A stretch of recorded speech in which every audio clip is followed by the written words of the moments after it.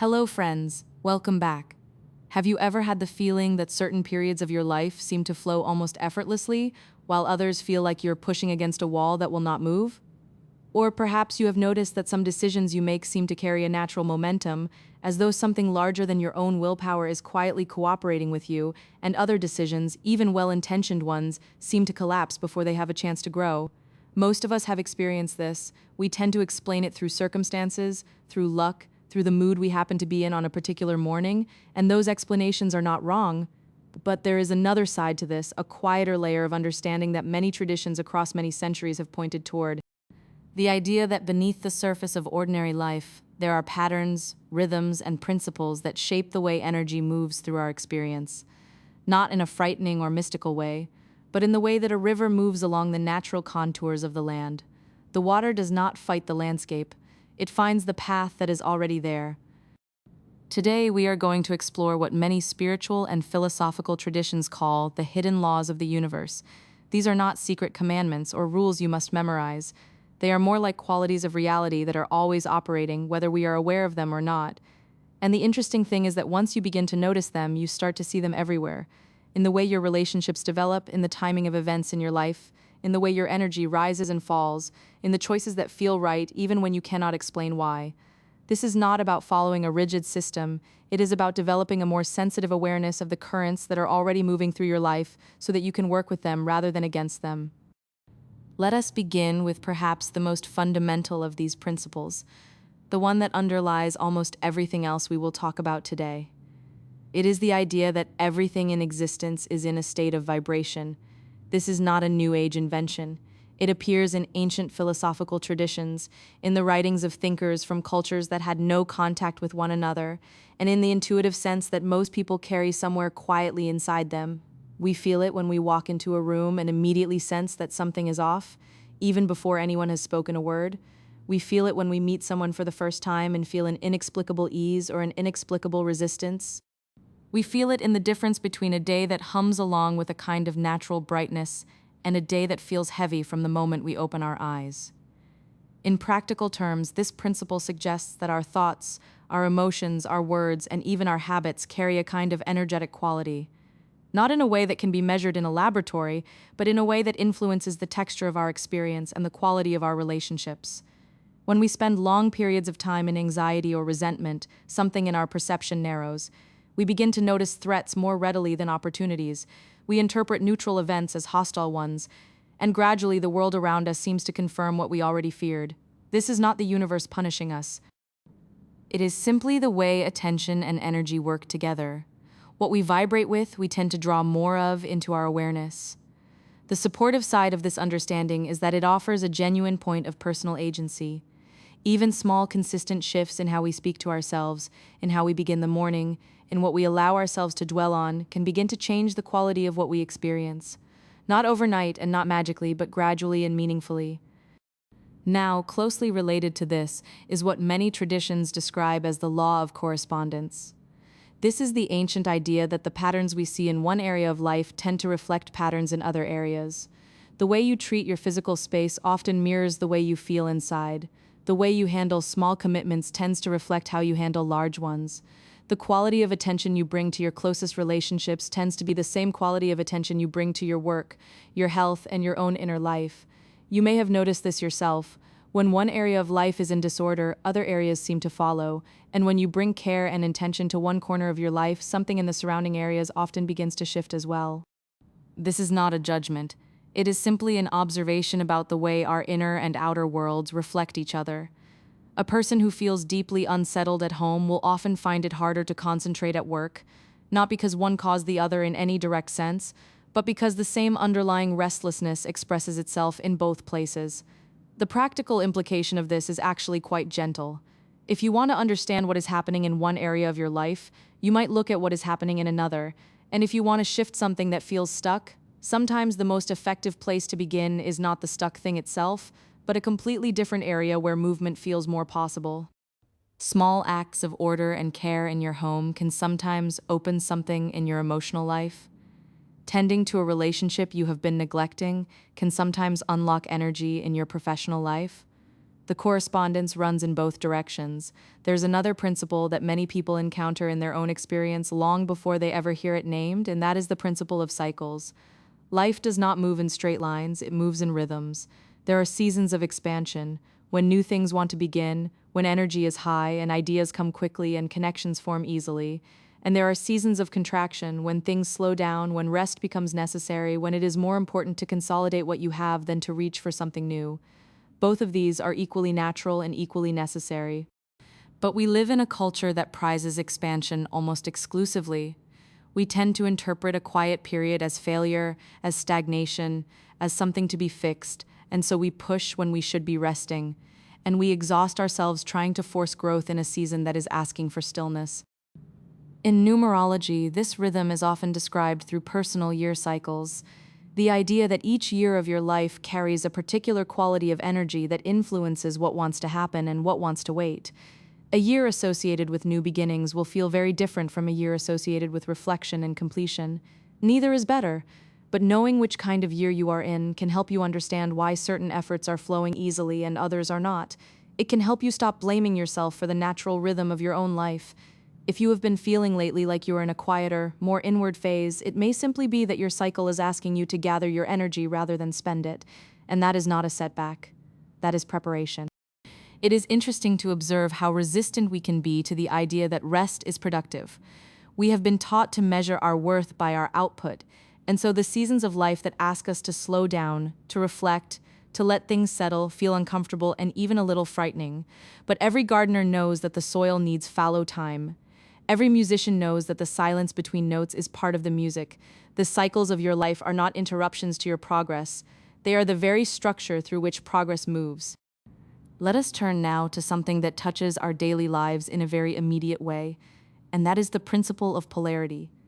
This is the understanding that everything in existence contains its opposite, and that these opposites are not enemies, but partners, light and shadow, stillness and movement, giving and receiving, effort and surrender.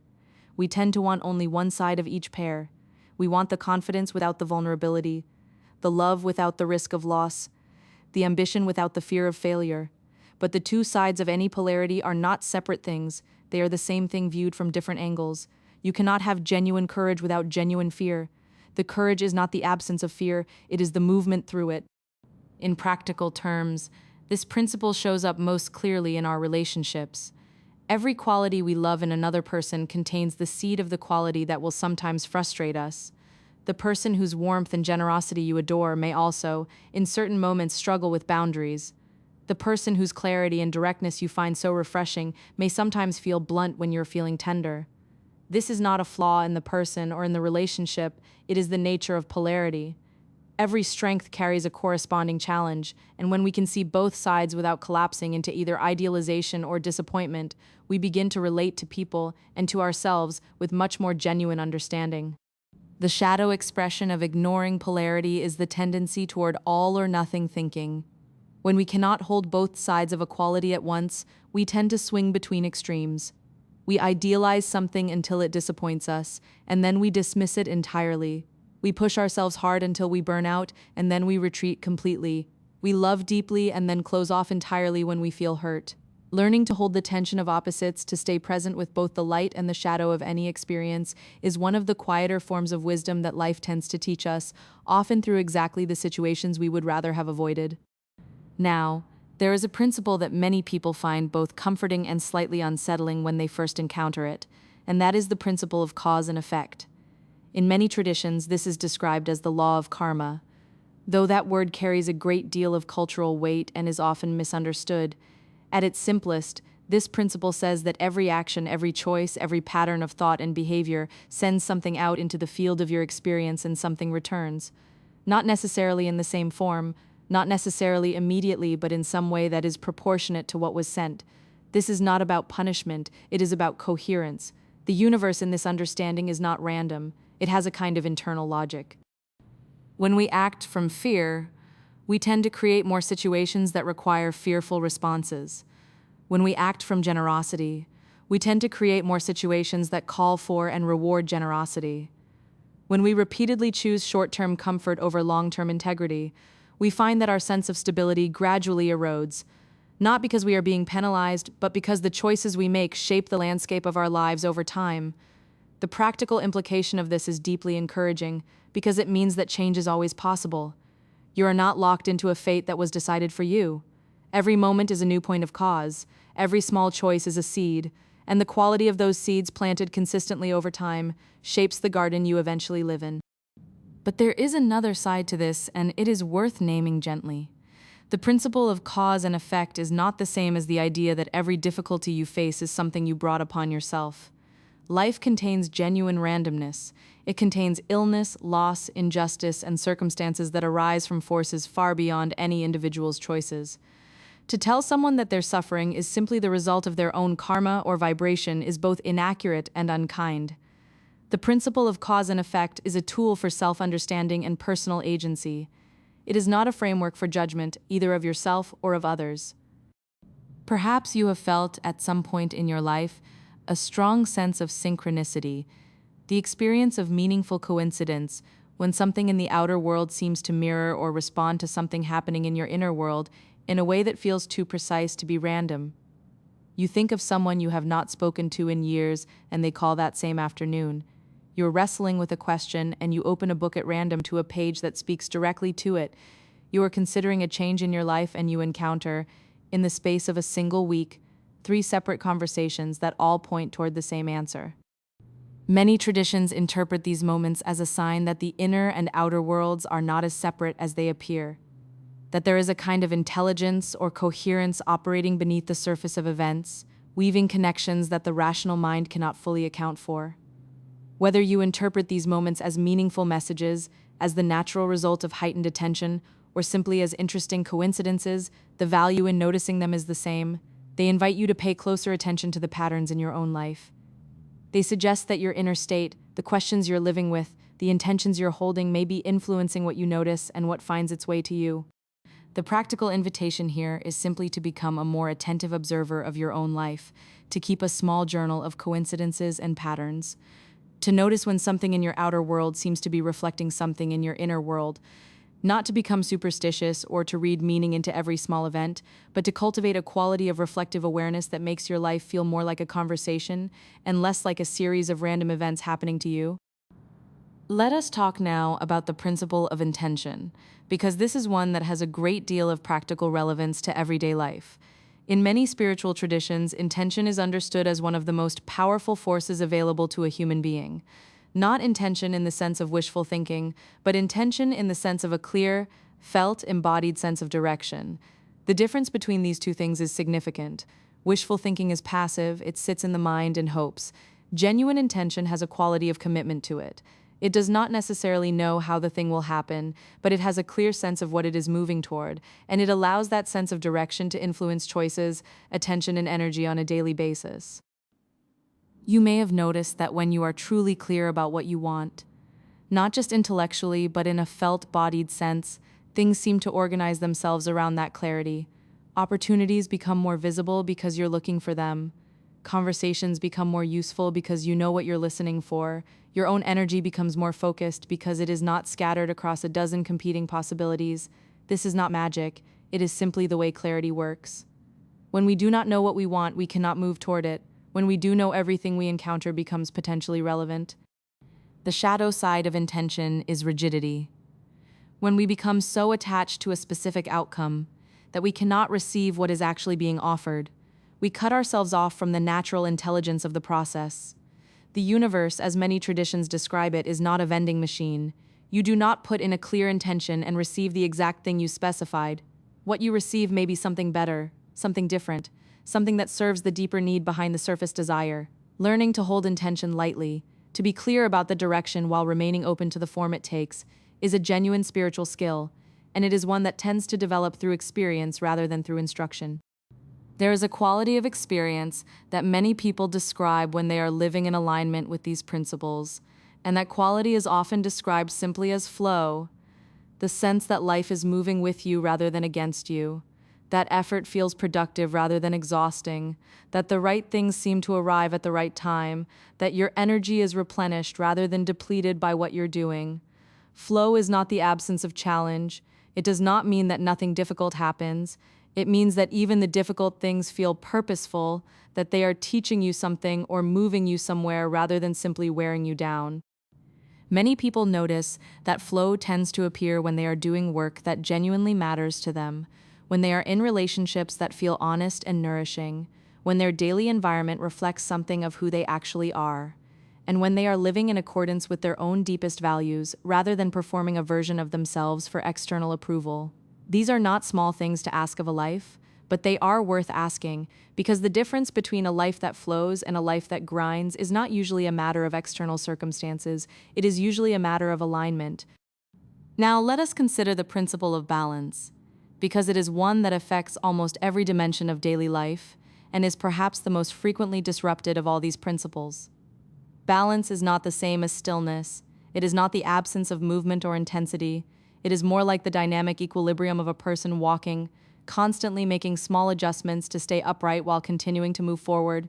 In a life, balance tends to manifest as an appropriate relationship between giving and receiving, between solitude and connection, between effort and rest, between holding on and letting go. When balance is disrupted, we tend to feel it in the body first. Fatigue that does not respond to sleep.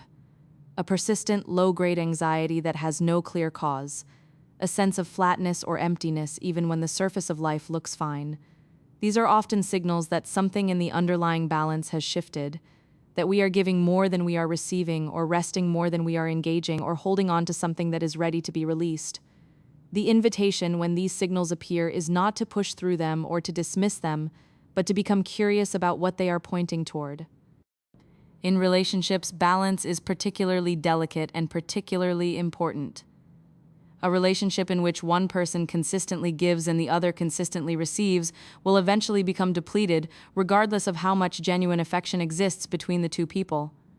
And a relationship in which both people are constantly giving without allowing themselves to receive will exhaust itself through a kind of mutual self-sacrifice that, however well-intentioned, does not sustain intimacy over time. Genuine balance in a relationship requires both people to be genuinely present, genuinely honest, and genuinely willing to ask for what they need as well as to offer what they have.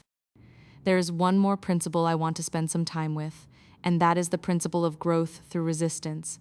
This is perhaps the hardest one to welcome, and yet it may be the most transformative. The idea is that the challenges, the difficulties, the disappointments, and the losses that appear in our lives are not simply obstacles to our well-being. They are, in many cases, the very mechanism through which our deepest growth occurs. This does not mean that suffering is good or that hardship should be sought out. It means that when difficulty does arrive, there is something in it worth meeting with attention rather than simply enduring or escaping. Think of the experiences in your own life that have most significantly shaped who you are. For most people, these are not the easy times. They are the times of genuine struggle, the relationships that ended painfully, the work that failed, the losses that could not be undone, the moments of realizing that something you believed about yourself or about the world was not quite true.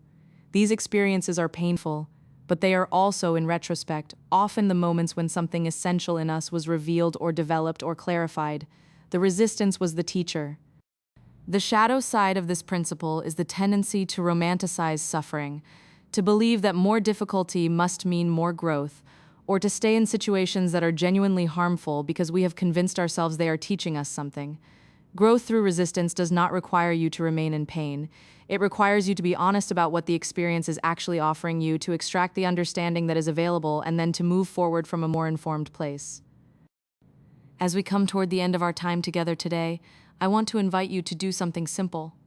Think back over the last year of your life, or the last few years, and ask yourself where you have felt the most flow and where you have felt the most friction. Not to judge either experience, but simply to notice the pattern. Often the areas of greatest friction are the areas where one of these principles is most out of balance, where we are resisting a natural cycle, or giving without receiving, or pushing for an outcome without remaining open to the form it wants to take, or ignoring the correspondence between our inner state and our outer circumstances. And then ask yourself what one small shift might bring a little more alignment into that area. Not a dramatic overhaul, just one small, honest adjustment, a conversation you have been avoiding, a habit that has quietly been draining your energy, a relationship you have been neglecting, a form of rest you have been refusing to allow yourself. These small adjustments, made consistently and with genuine intention, are how the hidden laws of the universe become practical and personal. They do not operate at some grand cosmic level that is beyond your reach. They operate in the texture of your daily life, in the choices you make before breakfast, in the quality of attention you bring to the people you love, in the way you speak to yourself when things do not go as planned. These principles are not absolute rules. They are more like tendencies, like the way water tends to find the lowest point. Not because it is commanded to, but because that is the nature of its movement. Your life has its own nature. And the more you understand the principles that shape how energy moves through it, the more you can work with that nature rather than against it. One person may find that a particular cycle brings them exactly what they need, while the same cycle is difficult for another person, depending on where they are in their own journey.